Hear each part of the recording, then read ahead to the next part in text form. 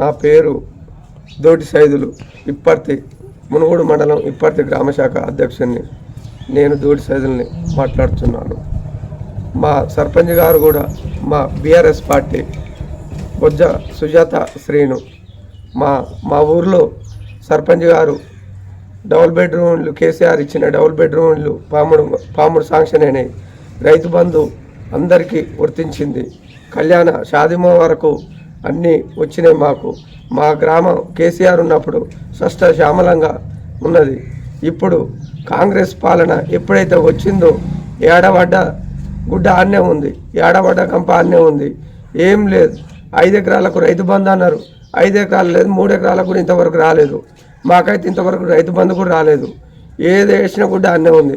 కాంగ్రెస్ పాలన రావడం వల్ల మా ప్రజలు చాలా అల్లాడిపోతున్నారు. ఏది ఎక్కడ లేదు, మంచినీళ్ళు లేవు, తాగడానికి తాగునీరు కూడా దొరకట్లేదు.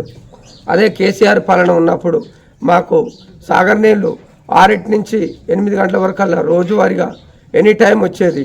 ఇప్పుడు కాంగ్రెస్ పాలన వచ్చినప్పుడు సాగర్ నీళ్ళు అనే విషయమే ఇంతవరకు వస్తలేవు. ఈ ట్యాంకులలో కూడా శుభ్రం లేదు, ఏది లేదు, ఎక్కడ చేస్తలేరు.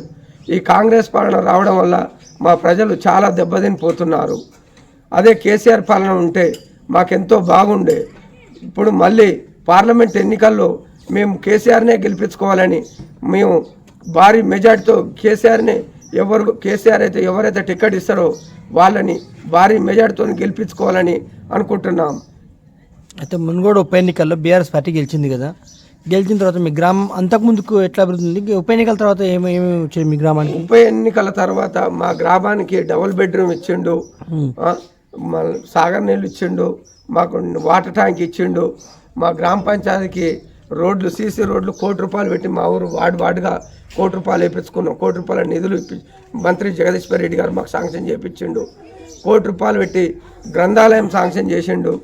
మాకు వీధి బజారు సీసీ రోడ్లు పడ్డాయి.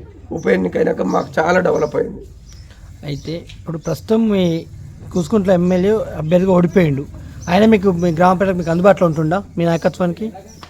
మాకు ఓడిపోయిన తర్వాత కూడా అప్పుడప్పుడు వచ్చి మాకు ఏంది పరిస్థితి ఏంది అని అందుబాటులో ఉంటుండు. గెలిచిన ఎమ్మెల్యే మాత్రం ఇంతవరకు కూడా మాకు ఈ ఊరే ఎసురుది కూడా తెలియలేదు. మీ గ్రామంలో ఎన్ని ఓట్లు పట్టి టీఆర్ఎస్ పార్టీకి? మా గ్రామంలో 456 ఓట్లు పడ్డాయి. అసలు కూసుకుంట్ల ప్రభాకర్ రెడ్డి ఓడిపోవడం గల కారణం ఏందండి ఇక్కడ మీ దగ్గర? కూసుకుంట్ల ప్రభాకర్ రెడ్డి ఓడిపోవడానికి కారణం అంటే చల్మల కృష్ణారెడ్డి ఒకటి మోసం చేసిండు మాకు. చల్మల కృష్ణారెడ్డి వల్ల కొంచెం మాకు రాజగోపాల్ రెడ్డి డబ్బు మయం చూపించిండు. డబ్బు కట్టలతోనే ప్రజలు మోసం చేసి చల్మల కృష్ణారెడ్డి మాకు మోసం చేసి రాజగోపాల్ రెడ్డి డబ్బు చూపించి ఓట్లు వేసుకుండు. మీ గ్రామంలో గతంలో ఎమ్మెల్యే ఫండ్ నుంచి ఏమేమి అభివృద్ధి జరిగింది? మా గ్రామంలో సాగర్ వాటర్ ట్యాంకీలు 2 శాంక్షన్ చేపించి కట్టించిండు. సీసీ రోడ్లు బజార్ కట్టించిండు. వీధి లైట్లు వేపించిండు. పండలకు మాకు రేగళ్ళకు పోనీకి రోడ్లు, దేవుడి కాడికి పోనీకి, చిలకలలో పోనీకి మట్టి కొట్టించిండు. మాకు ఏ టైం అయినా మంచిగా చేసిండు కూసుకుంట్ల ప్రభాకర్ రెడ్డి.